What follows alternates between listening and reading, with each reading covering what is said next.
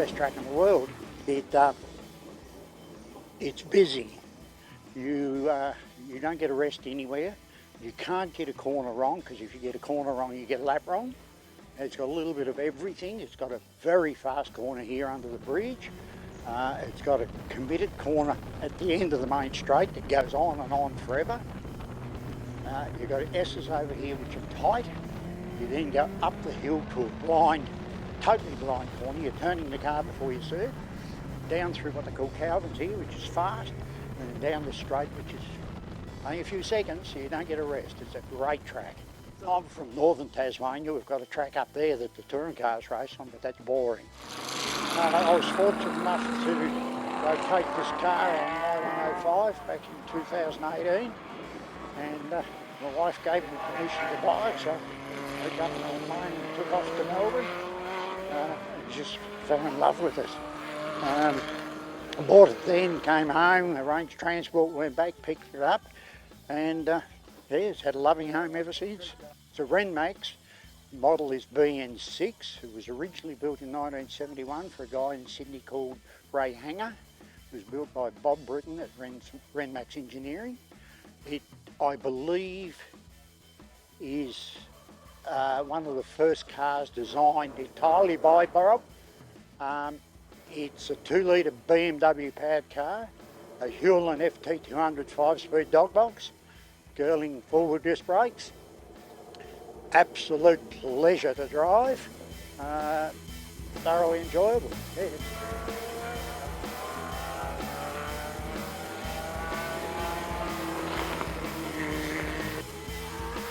I think it's the best small circuit in Australia. I've raced at Phillip Island, Mallala, Bathurst. But this track, it's amazing. You've got so much undulation. You can see the whole track from your car on the hill.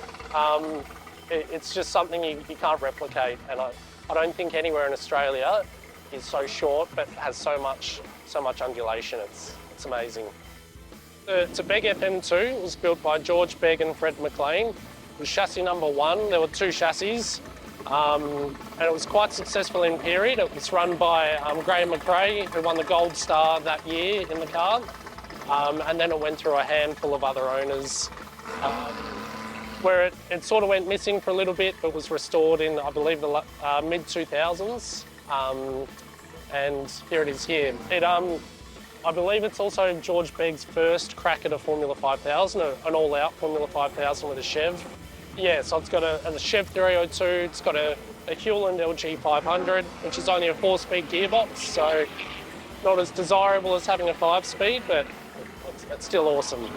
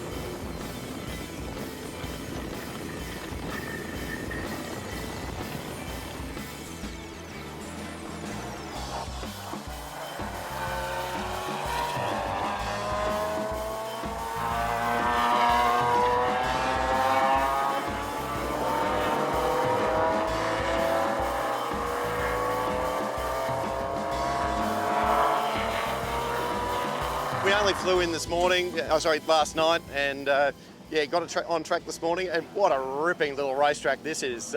Reminds me a little bit of a bit of Winton Short, a bit of Wakefield, elevation change. It's just fantastic, isn't it? I don't think you get a true appreciation of that until you actually get here and you drive it. Lots of twisty stuff, elevation change, lots of camber changes, and then you've actually got a straightaway that actually you do pull quite a bit of terminal speed. I'm actually in my car pulling fifth gear, which I didn't think I was going to do before I got here.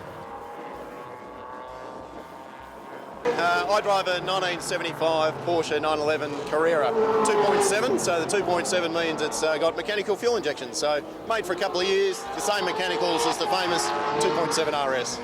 We had some support with Charles Rogers trying to coordinate a few things for us, and we've always wanted to get down here, but it's a bit of a logistical nightmare to try and get a whole bunch of cars. So as a result, we did get ourselves organised, and we had almost 18 cars on the grid down here, and what a great way to support the great historic event that it is.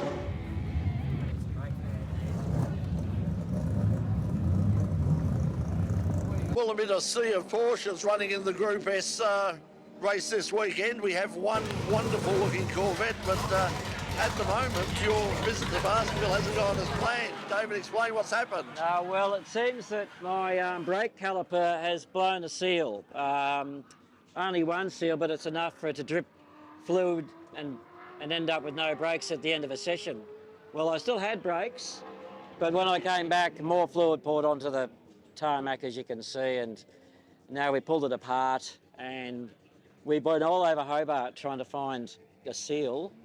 Unfortunately, they all have to be, brought down, so I won't make it for the weekend. And it's a shame because I just had them rebuilt, thinking they're going to be great, but we believe that we've got the wrong seal in there. So obviously it's very frustrating. Tell us about the trials and tribulations of getting the car down here. Well, thanks to Tom Wallstab, the president, he organised a car transporter. The trick was trying to get them down here on the right day, and to get a car and a trailer, they didn't want to put them on a Sunday. So we organised a car transporter, so we got 7 of the guys' cars, and we dropped them down to the Prez's factory and loaded them all up Monday afternoon. And they've got on the spot, Spirit of Tasmania.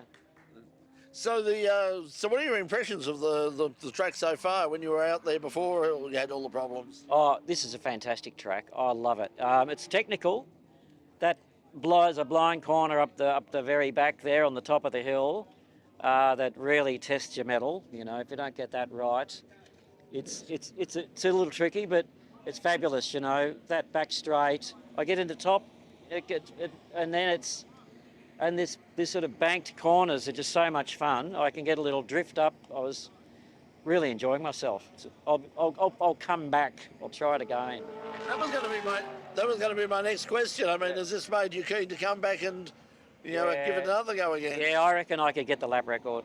No, I think the car likes it. All the other volt statistics were great. It was it's not a long track, so it's not pushing the top speed too much for me, but it's just a lot of gear changing, a lot of steering. So tell us about the car. Oh, well, it's a 1967 Chev Corvette, convertible. It's been built in the, it's been modified to look like the Grand Sport, which was a period where they chopped the windscreen down in the 60s to sort of give it more aerodynamics and had the indicators sort of removed, so it has that Grand Sport look. It's been campaigning for probably 20 years. I've only had it 7 years. It's originally built by a bloke called Don Thallon in Queensland, who's a seasoned campaigner. He's been racing since the 80s. So he retired from racing, and my story is I've always loved Corvettes, and I've gone to that many historic meetings that I thought I'm going to have a crack at this, and I saw the ad for the sale for this car, and I followed it up, and as soon as I got to Brisbane, we started it up, and I thought it's mine. It sounds fantastic. So it was love at first sight. Love at first sight, and I love this car. So it's getting better. It's a work in progress. because at 20 years or 17 years of racing, things are wearing out and falling off, and we're constantly rebuilding it into a better car than it was. Now, when you first look at this particular meeting and this particular track, what would you say to people, other competitors in historic racing on the mainland or even overseas, places like Europe, New Zealand, America? What would you say about this meeting, about coming down here? Well, I think anyone would have a great time here. It's worth the effort. I mean, if you can have a bit of extra time, Tassie's a beautiful place to travel, although if you're coming down, you've obviously got your tow car. You probably haven't got, a nice car to convertible or something, but the roads are just magnificent around here. I'm staying in Richmond, and it's wonderful. It's a wonderful place. So, yeah, I reckon you can't complain. It's good, and if you can make the effort, it's worth it. Well, just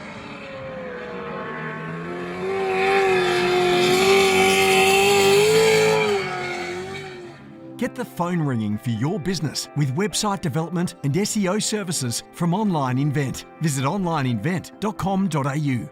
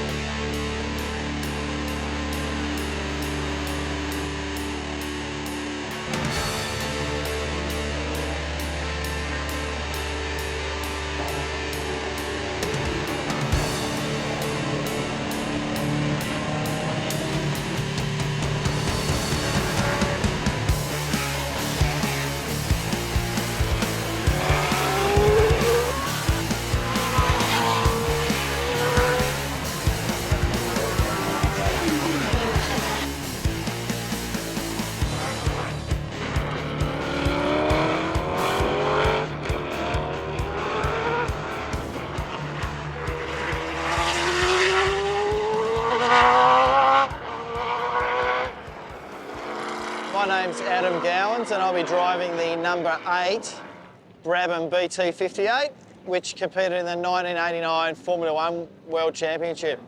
So we're pretty fortunate to have both cars here. It's a project that started way back in 2007 and it's taken about 16 years to restore the cars. And they were first debuted at the Adelaide Motorsport Festival last year, and their first opportunity to come here to the Baskerville Historics.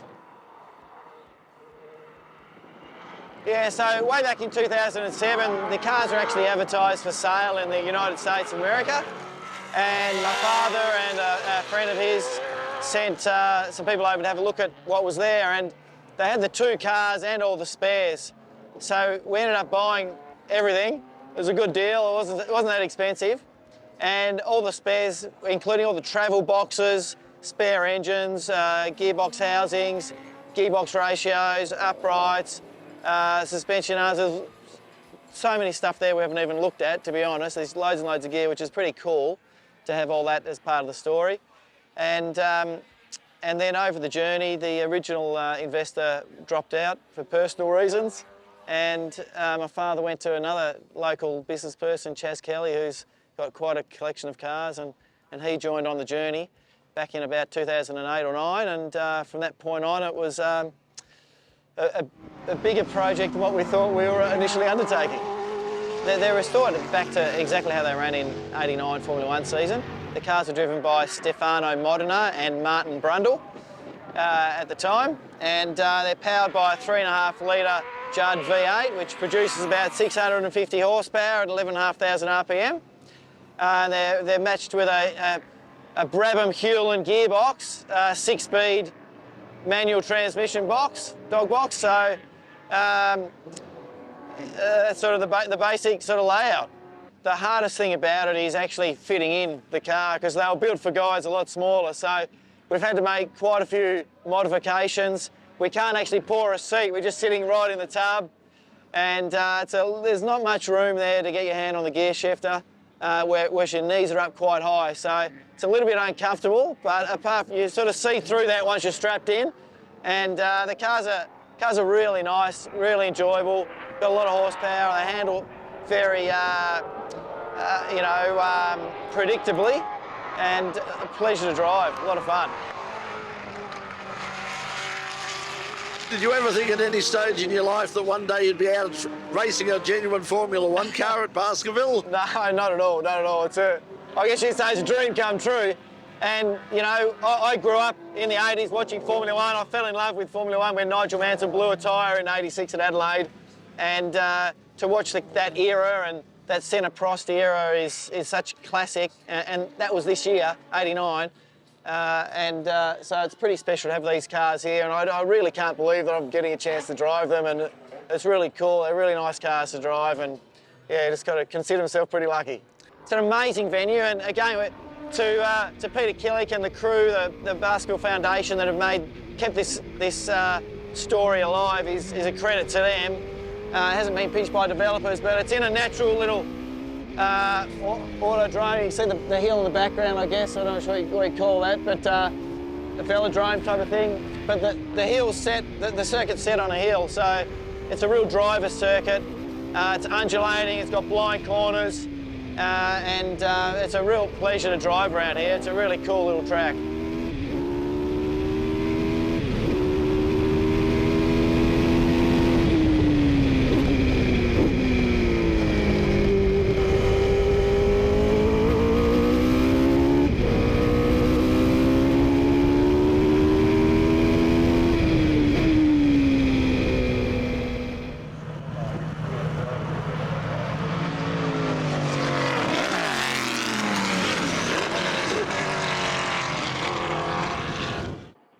Only built one of these things. He was mainly into Indy cars. He built 250 Indy cars and sprint cars, and I think he may have got conned into building a Monza by a guy by the name of Tom Neal. Tom ran it for 2 or 3 years in America. It run 12-hour races over there. Then it was sold to a guy by the name of Art McKee, a New Zealander. Art raced it in New Zealand for a couple of years, and then it found its way to Australia. It won the Queensland Sports Sedan Championship back in the 90s, mid-90s, so I believe. It had a bit of a time in Asia. It raced over there for some time with a different front on it to what it's got on it now. Because the car's been altered a little bit over the years, as you can imagine. When Chris Fing owned it in Queensland, it had a big wing on the back of it. It didn't look like it is now. But the car's been restored now back to its original form. So it's as it was back in '75 when it first raced. It's got Hillborn injection on it that we've converted to electronic, so it makes it pretty user-friendly. But it's still a brutal thing to drive. The future plans for the Monza is for it not to kill me this weekend. We get it back home, clean it up, and it's going into a motor museum. So it can be appreciated there for, you know, the future. The car will never be raced ever again.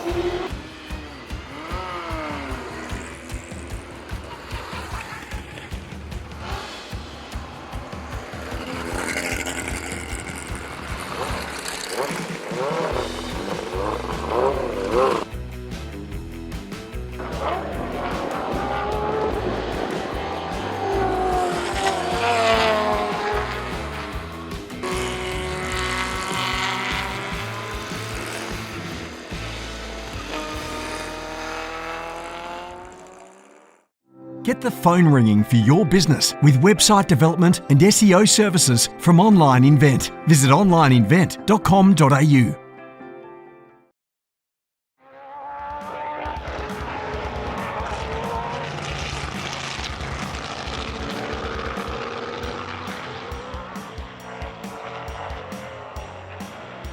It's a Lotus 70. It's built 70, 71, and yeah, absolutely great to be here at Bowe Baskerville Raceway, having a good play in a car like this. The history of the car is, it's not my car, I can't tell you all the details, but pretty special in that a very famous race car driver in Mario Andretti drove the car way back in the early days, and I know it spent a fair bit of time racing around Laguna Seca. It came to Tasmania just a little bit over 12 months ago. It's got a Ford 302 motor in it, and oh my God, I'm only used to driving a Rolltar D4 with 4 cylinders, and this 8-cylinder baby, she's pretty special to drive. They certainly launch in a straight line. The old saying they always said, these Formula 5000s, they are called point and shoot. So yeah, absolutely brilliant to drive. Well, Baskerville being a pretty tight track, it really does suit little Formula 2s and Formula Atlantic type cars. Yeah, you know once you get up to speed, especially going up the hill here, it's a brilliant little hill, but you get to the top of it and you start thinking, man, I better start braking here, I'm going to end up in orbit. So yeah, you do that a little bit earlier than the smaller open wheelers, but big car to pull up at the end of the straight, and it is a tight straight, and all I can say is the men that drove those in the past, in those big long fast tracks, or even at Sandown, down those straights, they were real men, they were race car drivers, without a doubt. I think Baskerville, it is just simply known as a driver's circuit. You're constantly at it, working, gears, brakes, nice and tight, you never get bored, there's no real long straights, and I personally just love going down under the bridge and up around to the top of the S's, down the S's and back up the hill. I think we've heard from many race car drivers over the year that going up the hill and up over the top of the hill is pretty cool. It's a blind corner, and honestly you could go around here and you could do 80 laps, 100 laps, and you might get the top of the hill there right once or twice if you're lucky. So yeah, pretty special. Interesting day today. That little run we just had then was really nice. It stopped raining a little bit, so no wet weathers today. I certainly wouldn't like to be hanging these things out too sideways in the wet, that's for sure. I think really more than anything is Tasmanians is such a welcoming crowd of people. We come down, we actually want you to be here racing, enjoying the the cars out on track, the different cars that they don't normally get to see in the mainland states, of course. It is such a great driver circuit, there's no doubt about that. I've been fortunate enough to travel to many race meetings in Australia, and it's just resonated all the time. Come to Tasmania, we're welcoming. Go on a wine tour or something like that, but most importantly, enjoy our motorsport family that we have here. No need to say there's been a lot of great motor racing talent come out of Tasmania, that's for sure.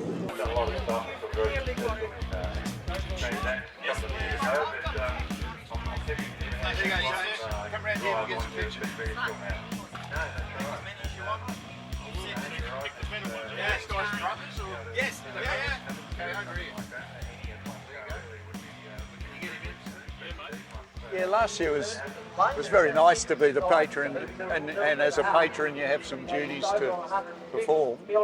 But this year the organisers asked me if I'd like to come down, so I said yeah, why not? But I'd like a car to race, and they organised a car from a guy called Adrian Millington, who is a local bloke, and he's got a company called Oakwood Motor Group, and he's built this VL Commodore, which is really nice, and this was its first meeting. So I helped sort of get it working well in a sense of, you know, mechanical grip and balance and stuff, but unfortunately we had a little engine gremlin yesterday. To run it today would have been risking an explosion, so unfortunately I'm just here today as I was going to be in the first place and doing nothing, and visiting my friends at Shannon who support me in at the very least, have you been enjoying just getting in amongst fans, just having a nice relaxing time?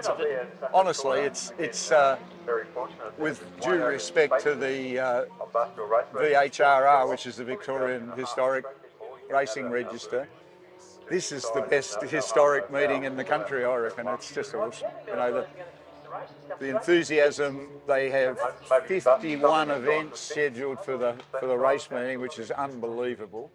It runs on time, and it's got so much enthusiasm around this. It's such a great vibe. So I've had a ball, to be honest. Well, first of all, it's a very classic track. It's been here since the late 50s, and it's been upgraded the last few years. So it's a really beautiful little track now. It's quite tight, so it's not a thing for big cars, but. And the cars, you know, lots of people come from all over the country, to be honest, bring their cars, and there's a great collection of local race cars that turn up, so it's quite special. I mean, this takes me back to the 70s, really, with the number of people on the hill, and it's just great.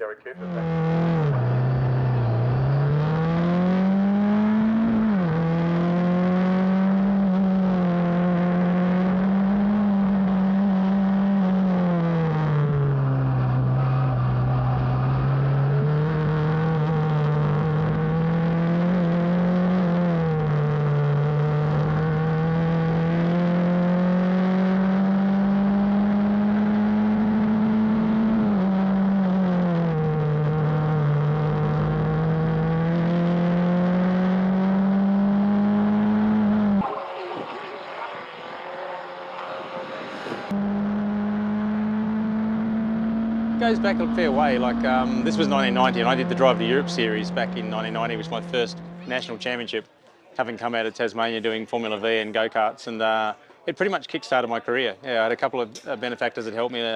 Danny Newell and Mick Arnold put together a deal, and we managed to scrape together a budget to do Formula Ford, and we're up against Russell Ingall and Paul Morris and various different people back in those years. And yeah, I managed to win a race for Reynard in that year with Phoenix Motorsport and this car. And then went on later in the year to win one for Swift as well. So we finished second in the championship to Russell, and I guess that opened up a few doors overseas, and my career sort of moved forward from there. To say it was like a well-used shoe, but it wasn't. No, it was very, very different. I mean, I haven't driven it for 33 years, so look, it was very easy to adapt to, but I can't say it was familiar, but it was too long a gap between driving it. But look, it's such a great fun car to drive. You just throw them around, and I always enjoyed Formula Ford back in the day, but to be honest, I haven't driven one for 30 years. It's like it's a little mini Bathurst, really. It's, you know, blind crests and off camber corners and bank corners. It's got a bit of everything, And growing up here in Formula V days was pretty exciting, learning the circuit, and it suits smaller cars, I guess. It's no big long straights, but it's a very challenging circuit. There's 3 corners here that I'd call some of the 3 of the most challenging corners in Australia. Like the bottom of the hill, top of the hill is a blind turn in, off camber, drops away, and coming onto the straight, it sort of drops away from you. So they're really hard corners. So if you can master those 3, you pretty much covered most of the tricky corners in Australia. Hope you've enjoyed this year's Baskerville Historics here on Impin Lane. Once again, thank you very much to the Baskerville Committee for making this all possible. We'll be back in the studios at RMI TV next Wednesday night at 9 o'clock. But until then, from all of us here at Baskerville, thanks for joining us. We'll see you next week. Bye for now.